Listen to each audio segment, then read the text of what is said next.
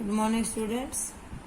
आज का हमारा टॉपिक है pair of linear equations in two variables. तो ये टॉपिक हमने देखो एनसीईआरटी कॉर्नर किया था हमने।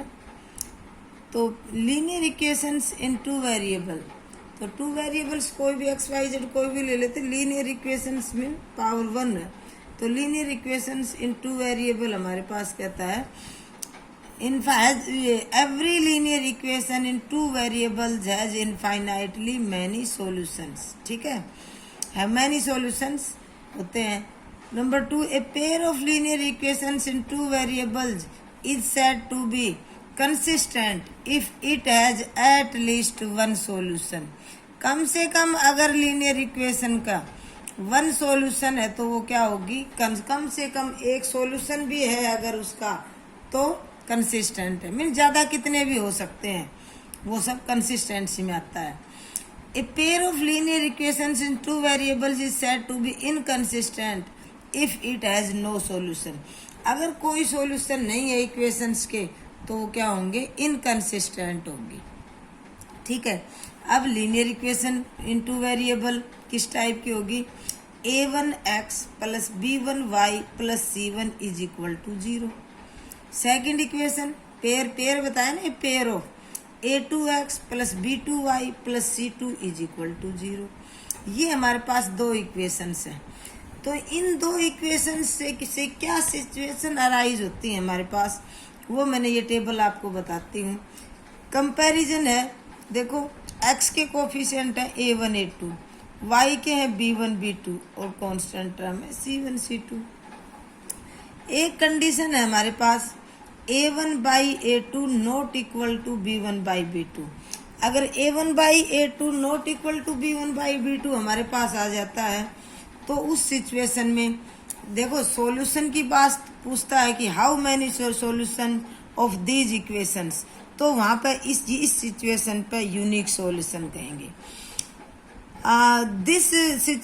इन दिस सिचुएशन कंसिस्टेंट और इनकंसिस्टेंट, ये आपसे क्वेश्चन करता है कि इन दिस सिचुएशन कंसिस्टेंट और इनकंसिस्टेंट।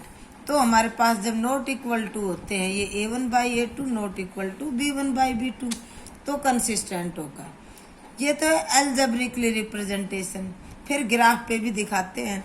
ग्राफ पे देखो या तो लाइनें पैरेलल होती हैं, आपको पता है बच्चों पैरेलल होती है लाइन है, या लाइन इंटरसेक्ट होती है, ये P पॉइंट पे इंटरसेक्ट कर दिया, या लाइन कोइंसाइड होती है, एक लाइन के ऊपर ही दूसरी लाइन आ जाना कोइंसाइड। ठीक है, तो ये होता है। ये तीन टाइप के होते हैं, लाइंस पैरेलल, इंटरसेक्टिंग लाइंस और कोइंसाइड। ये ग्राफिकली रिप्रेजेंटेशन है। तो जहां पे आपको दिखता है a1 by a2 not equal to b1 by b2 means unique solution. Unique solution पे लाइंस आर इंटरसेक्टिंग होगा। यूनिक सॉल्यूशन पे क्या होगा, लाइंस आर इंटरसेक्टिंग। अब दूसरी बात आती है a1 by a2 is equal to b1 by b2 not equal to c1 by c2 आ जाता है। ये यहाँ से आएंगे हमारे पास। तो हमारे पास जब a1 by a2 b1 by b2 तो इक्वल हैं और c1 बाई c2 डिफरेंट जब आ जाता है तो हमारे पास क्या सिचुएशन आएगी, नो सॉल्यूशन। उसका कोई सॉल्यूशन नहीं होगा।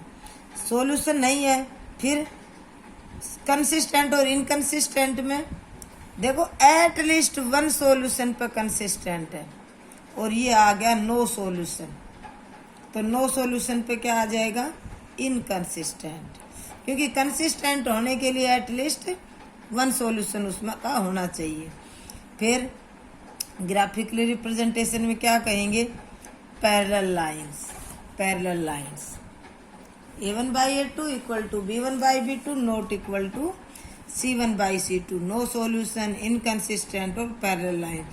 ये एक कंडीशन के साथ 3 पॉइंट याद करने हैं आपको, एक कंडीशन के साथ 3 पॉइंट। थर्ड है तीनों ही इक्वल आ जाते हैं, a1 by a2 equal to b1 by b2 equal to c1 by c2। तो इस कंडीशन में सॉल्यूशंस तो मैनी होंगे, many infinite solutions. Many at least one solution पे कंसिस्टेंट, तो मैनी सॉल्यूशन पे कंसिस्टेंट ही होंगे, ठीक है।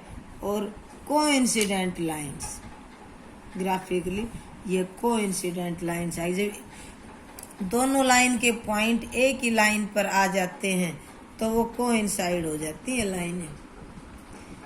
तो ये वैसे तो मैंने समझा दिया था, लेकिन फिर भी बच्चे भूल गए होंगे, मका एक बार फिर अच्छे से बता देती हूँ। इतना ये मैंने आपको समझाया, इनमें थोड़ी इक्वेशंस लेके आपको कुछ ये क्लियर करती हूँ। मान लो नंबर 1 इक्वेशन है हमारा 2x + 3y और +5 = 0, ठीक है। दूसरी इक्वेशन है 4x + 5y + 7 = 0। ये कहता है how many solution of these equations, how many solutions. तो हाउ मैनी सॉल्यूशंस में a1/a2 क्या होता है 2/4, और इसका शॉर्ट कर देते हैं तो 1/2। b1/b2 देखो 3/5। अब यहाँ चेक करो क्या दोनों इक्वल है या डिफरेंट है, ये तो डिफरेंट है, because a1/a2 not equal to b1/b2, so कहता है मैनी सॉल्यूशन, ये sorry unique solution, unique solution. Solution की बात पूछी तो यूनिक कह दिया। अब इसी क्वेश्चन में कह दिया these equations in this situation consistent or solution is consistent or inconsistent।